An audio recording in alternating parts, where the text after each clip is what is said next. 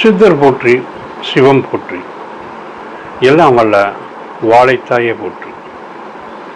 அன்னை காமாட்சியின் பொற்பாதங்களை வணங்கி இந்த இனிய வேளையிலே ஜோதிடத்திலே ஒரு முக்கியமான பதிவு, குருவருளினாலும் திருவருளினாலும் இந்த பதிவு அனைவருக்கும் பிடித்தமானது. அன்பர்களே, நாம் வாழக்கூடிய இந்த பூமி கர்ம பூமி என்று சொல்வார்கள். உலகம் முழுவதும் பல நாடுகளிலே பல மக்கள் வசித்து கொண்டு இருந்தாலும் நாம் வாழும் இந்த பரதகண்டம் என்று சொல்லக்கூடிய இந்தியாவிலே தான் ஆன்மீக பெரியோர்கள் கர்ம பூமி என்று சொல்கிறார்கள். புராணங்களிலே தேவர்களும் தெய்வங்களும் தங்களுடைய கர்மாக்களை, ஆசைகளை, செயல்பாடினை நல்ல விதமாக நடத்தி முடிக்க தேர்ந்தெடுத்த இடம் இந்த பரதகண்டம் என்று சொல்லக்கூடிய இந்தியா. இந்த பூமியிலே, இந்த பரதகண்டத்திலே ஜனிக்கக்கூடிய ஒவ்வொரு மனிதர்களும் சில விஷயங்களுக்கு ஆட்பட்டு தான் இங்கே ஜனிக்கிறார்கள்.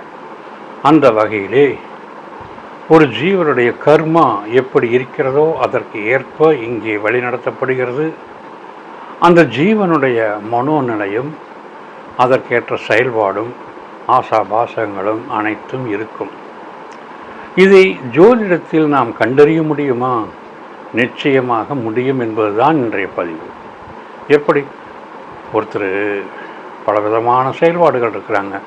ஏழையாக பிறக்கலாம், பணக்காரனாக பிறக்கலாம், வசதியோடு இருக்கலாம், வசதி இல்லாமையும் இருக்கலாம், உயர்ந்தபட்ச பதவியில் இருக்கலாம், தாழ்ந்த ஒரு சூழலிலே அன்றாடம் வேலை செய்யக்கூடிய நடைபாதையிலே தொழிலை செய்து கொண்டிருக்கக்கூடியவர்களாக இருக்கக்கூடியவர்களாகவும் இருக்கலாம்.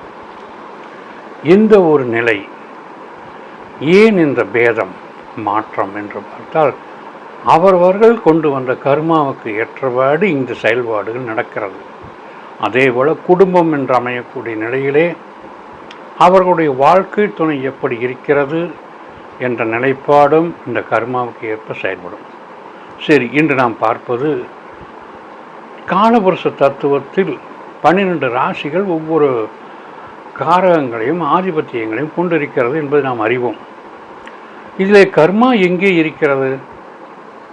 காலபுருஷ தத்துவத்திலே 12 ராசிகள், 9 கோள்கள், 27 நட்சத்திரங்கள், இவைகளிலே கிரகங்கள் பெற்றிருக்கக்கூடிய ஆளுமை, ஆட்சி, உச்சம், நீசம், வக்ரம் போன்ற நிலைகளெல்லாம் இடம்பெற்று பலன் உரைத்து கொண்டு இருந்தாலும் கர்மா செயலாற்றக்கூடிய இடம் எங்கே?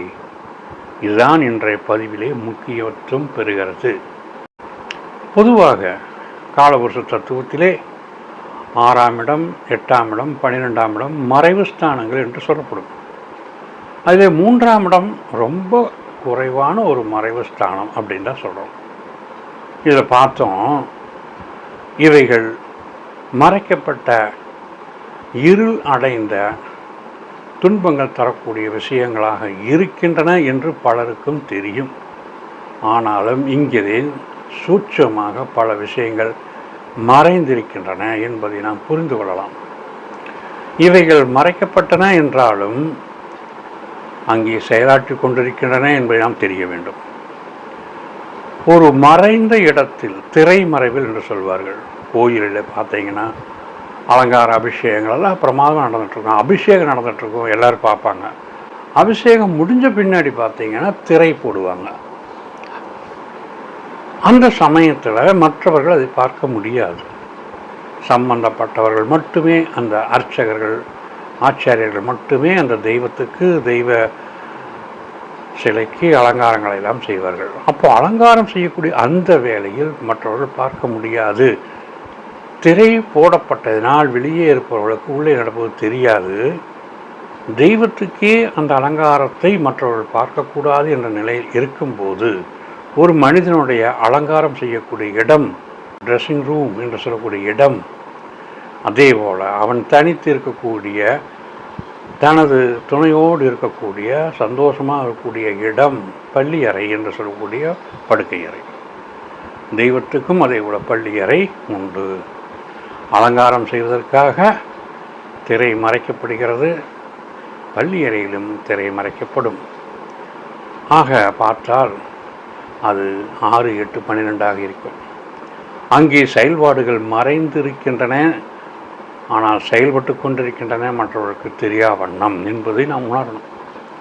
ஆக படுக்கையறை என்று சொல்லக்கூடிய பள்ளியறை 12ஆம் இடமாகவும், அலங்காரம் போன்றவையெல்லாம் செய்யக்கூடிய இடங்கள், ட்ரெஸ்ஸிங் செய்யக்கூடிய இடங்கள் மறைவாக இருக்கக்கூடிய இடமாக இருப்பதாலும் இது சுக்கிரன் பிரதானமாக இருந்து செயல்படக்கூடியவர். இவர் ஒருபுறம் இருக்கட்டும். மற்ற விஷயங்களே கர்மாக்கள் யார் அங்கே முன்னிலைப்படுத்தி செயல்படுத்துகிறார்கள் என்று பார்த்தால், நவகோள்களிலே கர்மாவை பிரதானமாக எடுத்துக்கொண்டு செயல்படக்கூடியவர் என்று பார்த்தால் நாம் எல்லோரும் கர்மகாரகன் சனி என்று நினைத்து கொண்டிருக்கிறோம். அது சரிதான். ஆனால் உண்மையில் கர்மாவை நம்மிடம் வைத்து ஆட்டி படைத்து கொண்டிருப்பவர் யார் என்றால், எப்படி மறைக்கப்பட்ட இடம் இருள் நிறைந்த இடமாக இருக்கிறதோ அதே போல கோள்களிலே இந்த மூவர் இருள் நிறைந்தவர்களாக இருப்பார்கள். யார் என்று பார்த்தால், முதலில் 9 கோள்களிலே 7 கோள்களை தவிர, ஏன் 6 கோள்களை தவிர மூவர் இருள் நிறைந்தவர்களாக இருக்கிறார்கள் என்று சொன்னால், ராகுக்கு இது பிரதான இடம் பெறுவார்கள். அதற்கடுத்ததாக, அதற்கு இணையாக, அதற்கு மேலாக கூட என்று சொல்லலாம் சனி பகவான். ஆக இந்த 3 கோள்களும் தான் இருள் நிறைந்த கிரகங்கள். தாங்கள் இருக்கக்கூடிய இடத்திலே, ராசி கட்டத்திலே எந்த இடத்தில் இருந்தாலும் அந்த இடத்தை மங்கச் செய்து விடுவார்கள், இருள் அடைய செய்து விடுவார்கள் என்பது தெரியும். அப்படியானால் இருள் நிறைந்த பகுதி, ஒளி மிகுந்த பகுதி, பொருட்களை மற்றவர்களுக்கு வெளிப்படுத்தக்கூடிய இடம், ஒளி வீசக்கூடியது, அது வெளிச்சத்துக்கு வந்துருச்சுங்கன்னு சொல்கிறோம். மறைக்கப்பட்ட விஷயம் அது இருட்டடிப்பு செய்ததுன்னு சொல்கிறோம். அப்படின்னா மற்றவருக்கு தெரியாது, ஆனால் அங்கே செயல்பாடு இருந்து கொண்டிருக்கிறது என்பது பொருள். திரைமறைவிலே பல விஷயங்கள் நடந்து கொண்டிருக்கின்றன என்பதை நாம் புரிந்து கொள்ள வேண்டும். அப்படி பார்த்தால் இதில் ராகுக்கு இது பிரதானமான இடத்தை வகிக்கிறார்கள் கர்மாவை செயல்படுத்துவதிலே. எப்படி? இந்த பூமியிலே ஒரு ஜீவன் ஜனிக்கும் போது அந்த கர்மா எப்படி கொண்டு வரப்படுகிறது என்றால், கோள்களிலே 2 அணியராக செயல்படக்கூடிய நிலையிலே தேவகுரு தலைமையிலே சூரியன், சந்திரன், செவ்வாய் இருப்பார்கள். இதற்கு நேர் எதிராக அசுரகுரு என்று சொல்லக்கூடிய சுக்கிரனுடைய தலைமையிலே சனியும் புதனும் ராகுவும் கேதுவும் செயல்படுவார்கள். சூரியன், செவ்வாய், குரு இவர்களெல்லாம் ஆண் கிரகம். அதே சமயத்திலே சந்திரன் வளர்வரையின் போது பெண் கிரகமாகவும், தேய்வரையின் போது ஆண் கிரகமாகவும் மாறக்கூடிய சூழல் இருப்பதால், அசுரகுருவின் தலைமையில் இருக்கக்கூடியவர்களெல்லாம் இயற்கைக்கு மாறுபட்ட செயல்களெல்லாம் எடுத்து செயலாற்றக்கூடிய வல்லமை படைத்தவர்கள் என்பதால் நமது கர்மா அவர்களிடம் ஒப்படைக்கப்பட்டிருக்கிறது. எப்படி என்று பார்ப்போம். இந்த பதிவிலே சனி கர்மகாரகன் என்று இருந்தாலும் அவர்தான் சூப்பர்வைசர். கர்மாவை யார் செயல்படுத்தி கொண்டிருக்கிறார்கள் என்று பார்த்தால், ராகு கேதுக்களுக்கு பிரதான இடம். இதிலே சுக்கிரன் சப்போர்ட் செய்கிறார். இயற்கைக்கு மாறான நிலையிலே அவருக்கு அந்த தகுதி கொடுக்கப்பட்டிருக்கிறது இறைவனாலே. அப்படியானால் கூடவே சந்திரன் இங்கே செயலாற்றுவார் சப்போர்ட்டாக. ராகு ஒரு பெண் கிரகமாக ஜோதிடத்திலே குறிக்கப்படுகிறது. அந்த ராகுனுடைய பெண் நிலை, பெண் உறுப்பு யோனி. அதே போல் அதற்கு நேர் எதிராக இருக்கக்கூடிய, ராகுக்கு எதிராக இருக்கக்கூடிய கேது ஞானகாரகன் என்று சொல்லக்கூடிய கேது ஆண் தன்மை, ஆண் குறியை கொண்டவர். இந்த ராகு கேதுக்கள் ஜோதிட சாஸ்திரத்திலே எதிரெதிரான வீடுகளில் இருந்தாலும் இந்த கர்மாவை அவர்கள் எப்படி செயல்படுத்துகிறார்கள் என்றால், ஒரு ஆண் என்று சொல்லக்கூடிய நிலையிலே ஜோதிடத்திலே கேது செவ்வாயைப் போல செயல்படுவார் என்றும், ராகு சனியைப் போல செயல்படுவார் என்றும் குறிப்பிடப்பட்டிருக்கும். அந்த பலன்கள் அப்படி நடக்கும்.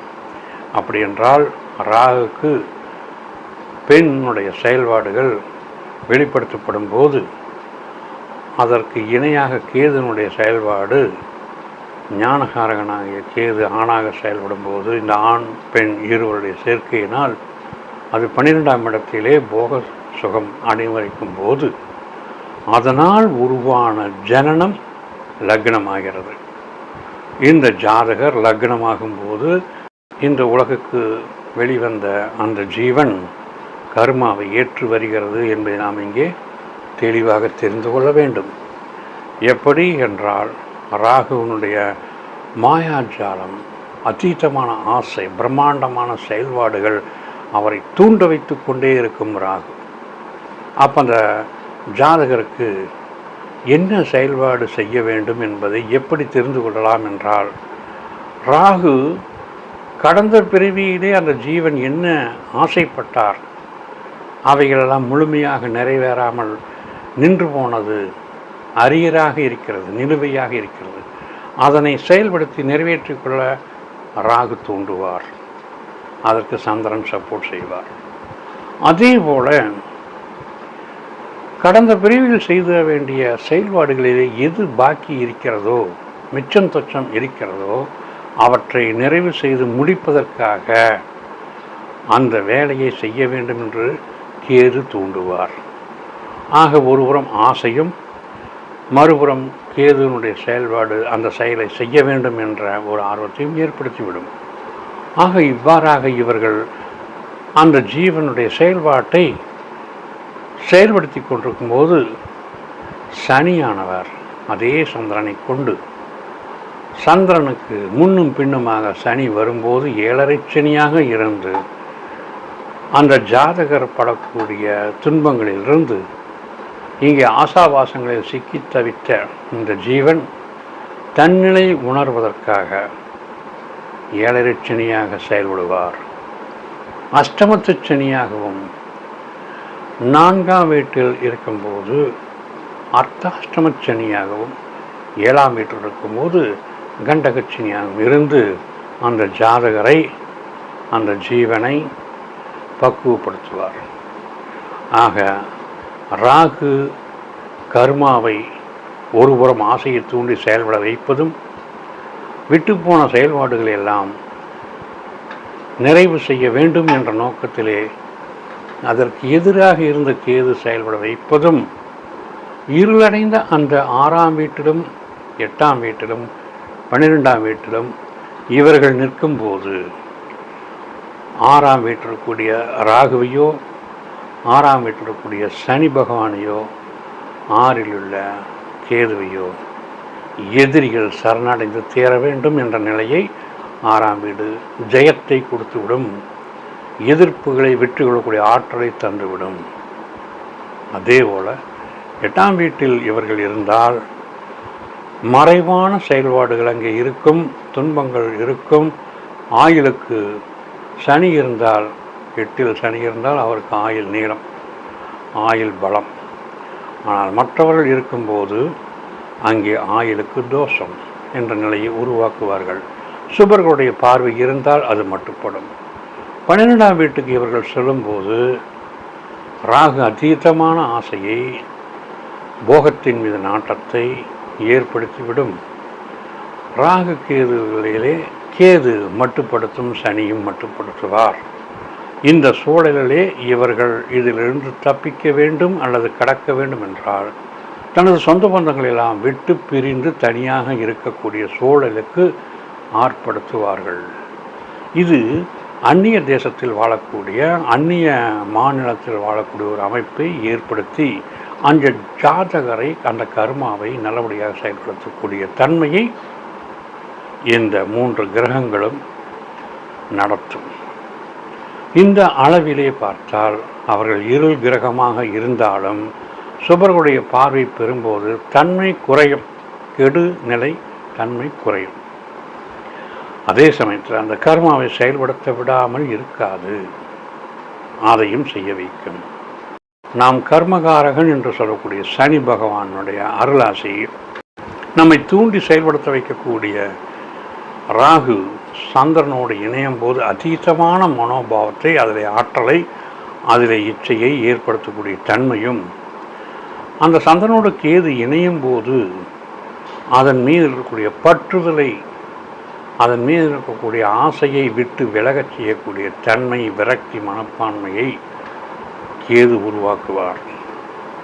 சனி சந்திரன் சேர்ந்து விட்டால் அது புணர்ப்பு தோஷம் என்ற நிலையை மாற்றி உரிய காலத்தில் கிடைக்கக்கூடிய விஷயங்கள் தள்ளி போக செய்யும் என்ற நிலை இருக்கிறது.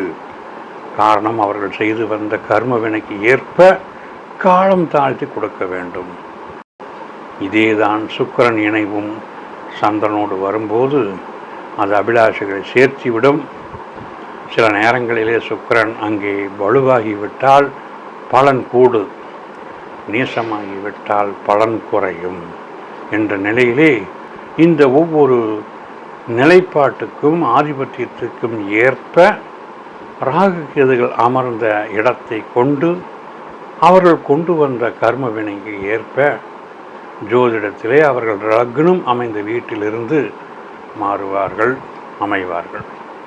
லக்னத்திலே ராகு அமர்ந்து விட்டால் அதீதமான அவருடைய ஆர்வம், சுறுசுறுப்பு இவர்களெல்லாம் இருக்கவிடும். அதே சமயத்தில் கேது 7ஆம் வீட்டில் இருந்து எந்தளவு அவர்கள் ஆசைப்பட்டார்களோ அதேபோல வாழ்வின் சுகபோகங்களை அனுபவிக்க கேது தடைப்படுத்துவார். பொதுமக்களிடையே இருக்கக்கூடிய செயல்பாடுகளெல்லாம் நடக்கும். அதே சமயத்தில் அங்கே ஞானத்தையும் ஏற்படுத்தி விடுவார், திருமண வாழ்வையும் தள்ளி வைக்க செய்வார். இதேதான் 2ஆம் வீட்டில் ராகு கேதுக்கள் அமையும் போது குடும்ப வாழ்விலிருந்து தனித்து இருக்கவே அந்த ஜாதகர்கள் விரும்புவார்கள். அதெல்லாம் மற்ற சுபகிரகங்களுடைய பார்வை இருக்கும் பட்சத்தில் அந்த கர்மம் அதற்கேற்ப மாறுபடும் என்பதை நாம் மறக்கக்கூடாது. இந்த வகையிலே ஒவ்வொரு வீடுகளிலே இந்த ராகு கேதுக்கள் அமரும்போது சந்திரனுடைய நிலைப்பாட்டையும் கொண்டும் லக்னாதிபதியினுடைய அமைப்பை கொண்டும் தனது கர்மாவை எவ்வாறு நடத்தி செல்ல வேண்டும் என்பதற்கு வழிகாட்டி கொண்டிருக்கக்கூடிய சனி பகவான் தனது ராசிக்காரர்களுக்கு மட்டுமல்ல, அவர்கள் நீதிமான் என்பதால் எல்லாருக்கும் சரியாக படியிழந்து கொண்டு கர்மாவை நிறைவேற்றுவதில் கண்காணித்து, அந்த கர்மா நிறைவு பெற்றவுடன் கர்மா எப்போது முடிகிறதோ அவர் கையில் தான் இந்த ஜாதகருடைய போர்டிங் பாஸ் இருக்கிறது. அதாவது ஆயுள் நிறைவு பெற்றுவிடும். ஆயுள் நிறைவு ஆனால் அடுத்த நிமிடம் அந்த ஜாதகர் இந்த பூவிலிருந்து விடுதலை பெறுவார். அது 12ஆம் இடத்தில் நடைபெறும். ஆக கேது விடுதலை பெற்று தரக்கூடிய நிலையையும், சனி ஆயுளை முடிக்கக்கூடிய தன்மையும், ராகு அதற்கேற்ப ஆசாவாசங்களையும் தந்து இந்த கர்மாவை செயல்பட வைக்கிறார் இறைவனுடைய ஆணையின்படி என்று கூறி, உங்களது ஜாதகத்திலே இவர்கள் எவ்வாறு இருந்திருக்கிறார்கள், எந்த மாதிரியான கர்மவினையை நாம் அனுபவிக்க வந்திருக்கிறோம் என்பதை நீங்கள் அதிலிருந்து பார்த்து தெரிந்து கொள்ள முடியும் என்று கூறி, பிரம்மரிஷி ஜோதிட மையம் இது போன்ற பல ஆய்வுகளை நடத்துகிறது, ஜோதிட வகுப்புகளையும் நடத்துகிறது. நீங்களும் கற்று பயனடையலாம் என்று கூறி இந்த அளவில் இந்த பதிவை நிறைவு செய்கிறேன். நன்றி, வணக்கம்.